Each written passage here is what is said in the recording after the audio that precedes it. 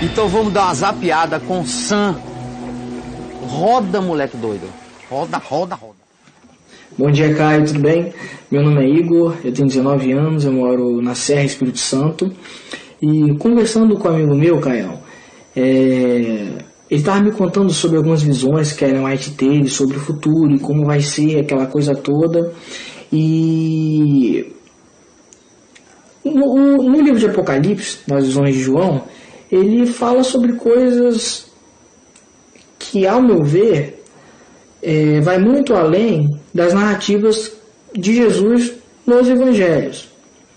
Então, minha pergunta seria o seguinte: da mesma forma que João teve essa visão, você acha que outra pessoa poderia também ter uma visão sobre o fim dos tempos e essa visão ser divinamente inspirada por Deus? Porque se eu for levar em conta que nas narrativas de Jesus ele não fala, pelo menos com a profundidade que o livro de Apocalipse fala sobre os fins dos tempos, o que não validaria, por exemplo, as visões sobre os fins dos tempos da Ellen White? Então, assim, conversando com ele, essa dúvida meio que ficou assim na minha cabeça. Desde já, perdoe a minha ignorância, tá? Mas, enfim, é uma pergunta, né? É uma dúvida que eu tenho. Se o senhor puder me responder, eu desde já agradeço. Abração, Caião. Oi, Igor. Querido, a Ellen White marcou o dia da volta de Jesus. Como todos os demais, eles, quando entram nessa de visões escatológicas e apocalípticas, eles sucumbem.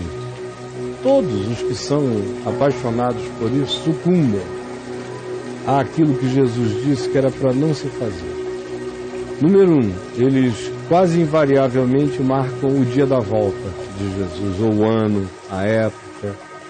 O que Jesus disse: não vos compete conhecer tempos ou épocas que o Pai reservou para sua exclusiva autoridade. Ele estava respondendo a uma pergunta dos discípulos que perguntavam se aquele seria o tempo em que ele restauraria o reino a Israel, quando ele voltasse, e ele nem essa resposta deu a eles: não vos compete.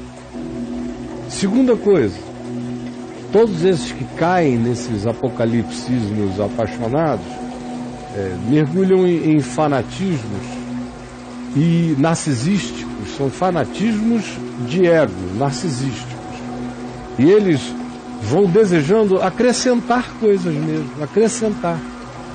acrescentar, dizer que Jesus não disse, mas eles ficaram sabendo. João não discerniu quando escreveu o Apocalipse, mas Deus revelou particularmente a eles.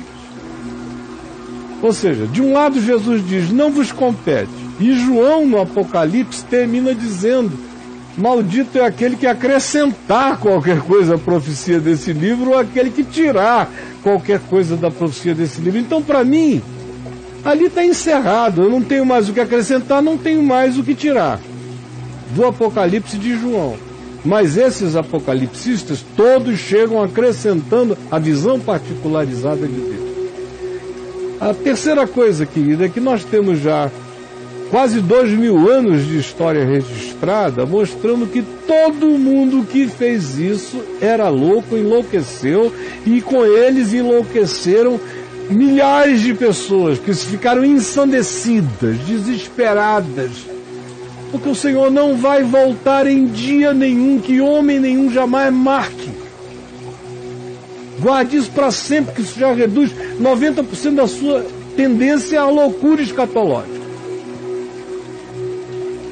E ainda, meu filho, você disse que João foi mais profundo, que outros podem ser, tolice sua. Eu leio o Apocalipse a partir do que Jesus disse sobre o fim dos tempos, não é ao contrário. Eu não leio o Apocalipse para entender Jesus. Eu leio o que Jesus objetivamente, mais objetivo do que qualquer um antes dele e depois dele, falou sobre o fim dos tempos. Sem mirabolâncias, sem parábolas notredamianas, de Nostradamus. Nada disso, ele foi direto. sem dizer dias, hora, mês, época, mas ele descreveu a arquitetura dos cenários. Eu leio o Apocalipse a partir de Jesus, por isso eu entendo um pouquinho o Apocalipse. Do contrário, eu leria o Apocalipse a partir da minha imaginação, e a partir da minha imaginação o Apocalipse é um livro que se serve para qualquer que seja a viagem psicodélica que o cara queira fazer. O que salva o Apocalipse é Jesus. O que salva as profecias do Apocalipse de se tornarem as profecias da maior paranoia possível para um ser humano é a descrição que Jesus faz, ou são as descrições de Jesus sobre o equilíbrio do fim dos tempos. Que equilíbrio?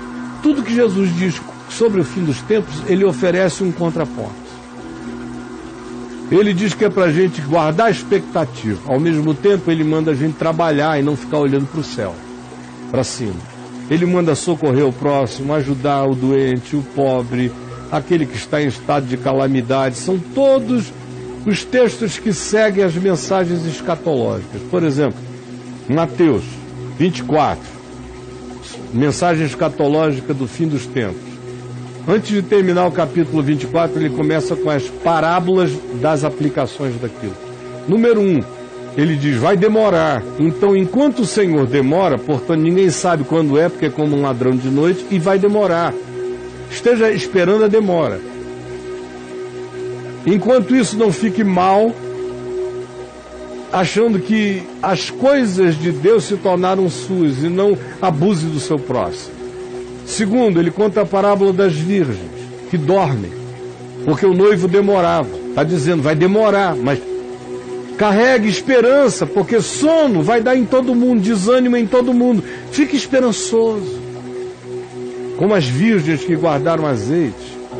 Ou ele vem e nos conta a parábola dos talentos, do indivíduo que, porque o Senhor demora, não se desanima e não fica com medo de que na volta do Senhor haja uma coisa espetaculosamente malvada contra ele. Ao contrário, recebe de Deus os dons e multiplica os dons e vive com exuberância. Quando o Senhor voltar, o Senhor voltou, e bem-aventurado é aquele a quem o Senhor o encontrar vivendo assim.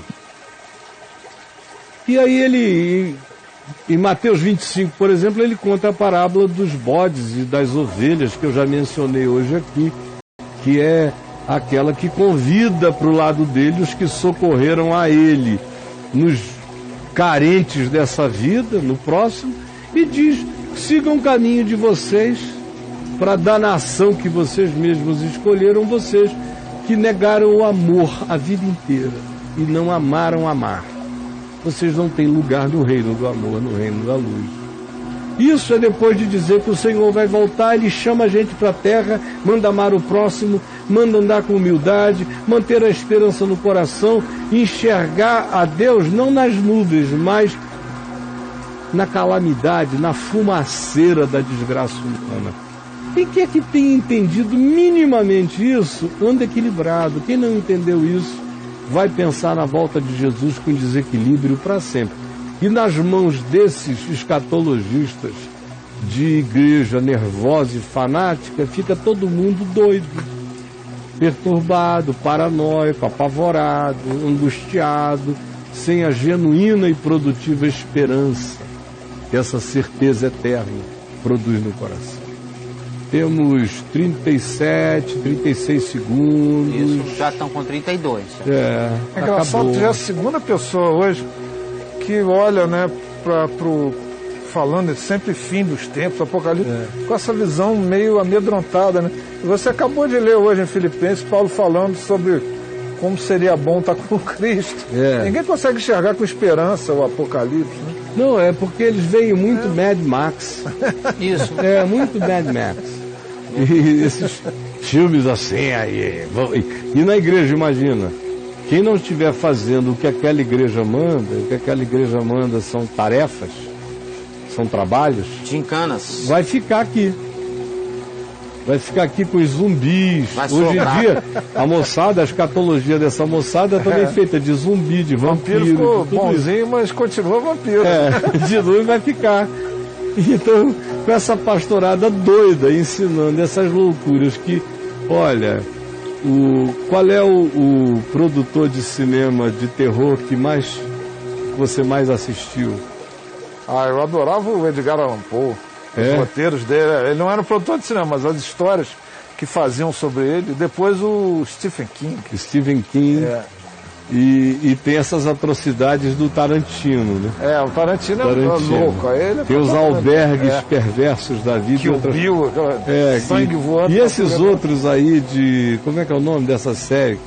Meu Deus, os caras estão sempre num lugar que te arranca braço para um lado, vão torturando uns aos outros. Né? Começou por causa daquele filme que era Os Sete Pecados Capitais, Seven, que é com Morgan Freeman e o Brad Pitt. Aí apareceu Jogos Mortais. Jogos Mortais 1, 2, 3, 4, 5, aquela porcariada. 25 já?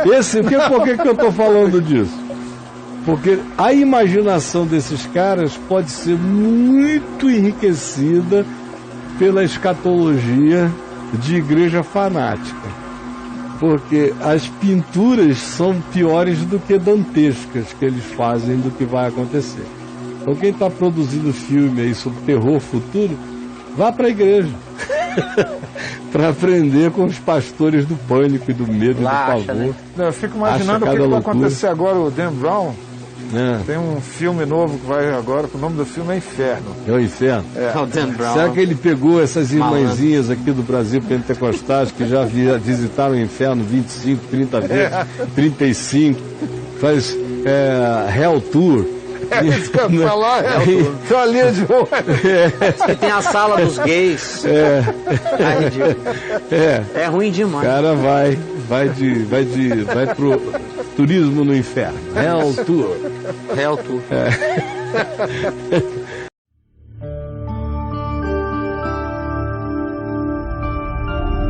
Vem IVTV, o canal é você.